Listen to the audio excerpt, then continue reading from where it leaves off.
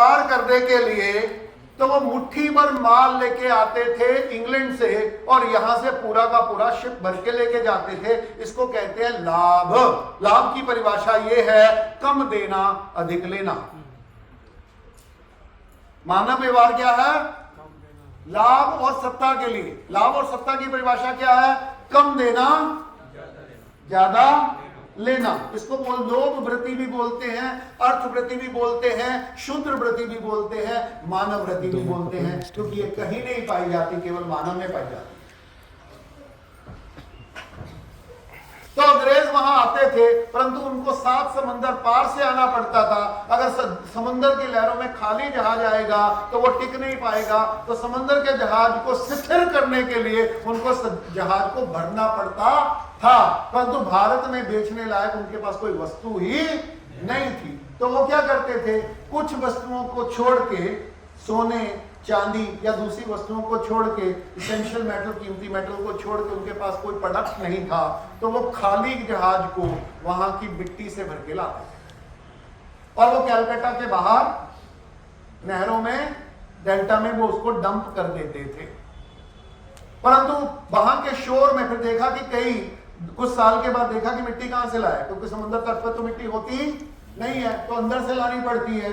उसको खोदना, उसको भरना बहुत महंगा पड़ता था। तो किसी अंग्रेज ने कहा कि काहे मिट्टी लाते हो, ये रेत तो पड़ी रहती है ना समुद्र के किनारे ना, रेत नहीं, ये नमक तो पड़ा रहता है ना समुद्र के किनारे। और उन्होंने देखा कि भारत के लोग नमक बहुत खाते हैं, अंग्रेज नहीं खाते, क्योंकि मीट खाते हैं ना, मीट में नेचुरल सॉल्ट होता है।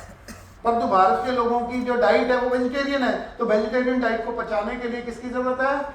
नमक की। यहाँ पे तो पशु भी नमक खाते हैं, यहाँ तो महिलाएं भी नमक खाती हैं, राइट। और एक इंसान भारत में औसतन 8.5 किलो नमक अकेला आदमी खा जाता है, अलग अलग तरीकों से। इतनी कंजम्पशन है भारत में एक आदमी में। तो अंग्रेजों ने एक नया बिजनेस मॉडल क्रिएट किया जो कभी बताया नहीं गया। वो अंग्रेजों का सबसे प्रॉफिटेबल बिजनेस मॉडल था।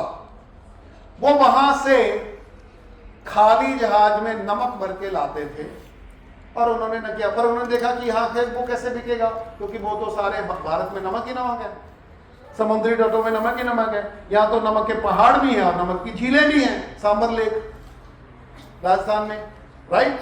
तो सारा का सारा हिंदुस्तान पानी में भरा हुआ है। तो अब अंग्रेजों ने जब प्लासी की लड़ाई जीत ली तो उन्होंने कानून बनाने का अधिकार कर लिया। उसने बहुत से कानून बनाए। उन्होंने एक कानून बनाया कि आज के बाद नमक को पैदा करना, स्टोर करना और बेचने का एक छत्र अधिकार केवल और केवल और केवल अंग्रेजों का होगा। उसको नमक का कानून बोला गया। परंतु क्या है, नमक की सप्लाई ज्यादा है, मैन्युफैक्चरिंग डिमांड कम है, तो लोग बना लेते थे छुप के। तो अंग्रेजों ने क्या किया, एक पूरी की पूरी नमक की पुलिस, नमक की फौज तैयार की, जिसमें 25,000 सैनिक, और उसमें नमक के दरोगा नियुक्त किए जाते थे, नमक के ऑक्ट्राय किए जाते थे। लालचंद, मतलब मुंशी प्रेमचंद ने कौन सी कथा लिखी है, नमक का दरोगा, वो इसी घटना पे लिखी गई। और वो जो, परंतु उसने क्या किया, नमक की ऑक्ट्राय बनाई गई। वो उड़ीसा से, भुवनेश्वर से लेके वो जाती थी पूरे भारत को चीरती हुई रावलपिंडी तक। और ये दुनिया की दूसरी सबसे बड़ी मैनमेड वॉल थी जो इंडिया में बनाई गई, जिसको बोलते नमक की दीवार, ऑक्ट्राय वॉल। वो आधी पत्थर की बनी थी, आधी लोकल मटेरियल की बनी थी, और उस दीवार को बनाने और चलाने का जो काम था वो उस महान आदमी को दिया गया जिसने भारत में कांग्रेस की स्थापना की, एओ हुम ने। वो उसका संचालक था। उसने कहा कि यहाँ कंटीली धारियां बहुत हैं, वो इतनी चौड़ी हो जाती हैं, 10 मीटर चौड़ी और 15 मीटर ऊंची, कि जिसमें कोई परिंदा भी पर नहीं मार सकता। और उसकी देखरेख के लिए दोनों तरफ सड़क बैठाई, और उस सड़क पे कोई भी आदमी उस दीवार को क्रॉस करने की कोशिश करता था, उसको इमीडिएटली शूट कर दिया जाता था। उस दीवार की रक्षा में 25,000 सैनिक तैनात थे।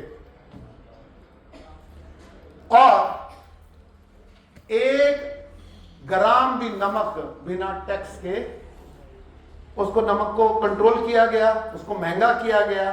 और उसके ऊपर टैक्स लगाया गया। और कितना टैक्स लगाया गया? 40% टैक्स लगाया गया। किसके ऊपर? नमक के ऊपर। और इसीलिए गांधी जी को अपना सत्याग्रह आंदोलन करने के लिए एक ऐसा मुद्दा चाहिए था जो हर इंसान को प्रभावित करता हो, और वो मुद्दा कौन था? नमक था। इसलिए नमक सत्याग्रह हुआ। वो गांधी जी को पता था, लोगों को पता नहीं था। राइट?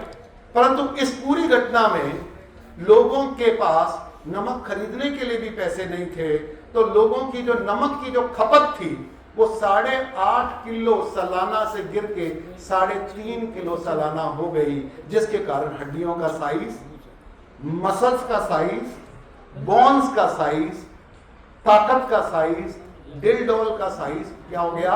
घट गया। इसका असर किसके ऊपर ज्यादा पड़ा? पंजाब के ऊपर? नहीं। हरियाणा के ऊपर? नहीं। पश्चिमी भारत के ऊपर? नहीं। इसका सबसे ज्यादा असर उत्तरी पूर्व भारत के ऊपर पड़ा। उड़ीसा पे पड़ा, बंगाल पे पड़ा, छत्तीसगढ़ पे पड़ा, यूपी पे पड़ा, बिहार पे पड़ा। आप देखोगे कि बाकी भारत के मुकाबले उनका जो साइज है, पशुओं का साइज, कुत्तों का साइज, गाय का साइज, बैल का साइज, इंसान का साइज कम होता चला गया।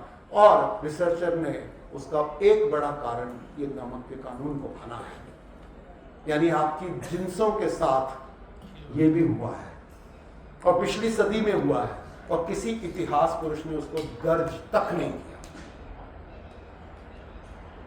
इसको बोलते हैं कि मैन मेड साइकिल प्रकृति में कितने गहरे तक जाता है कि इतनी दुनिया के सबसे ज्यादा ग्रीन मैदान, सबसे अच्छी फसलें, सबसे अच्छी जलवायु, और लोगों का साइज लगातार कम होता जा रहा है।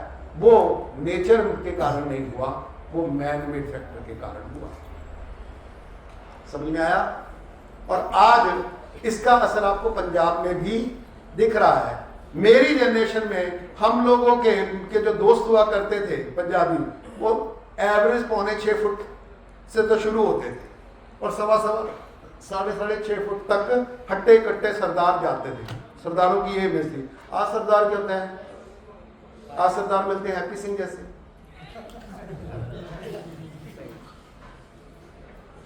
ड्रग के मारे हुए, डाइट के मारे हुए, चिंता के मारे हुए, लाइफस्टाइल के मारे हुए। राइट? तो जब मानव मेड साइकिल घुसता है तो यहां तक गिरता है। ओके?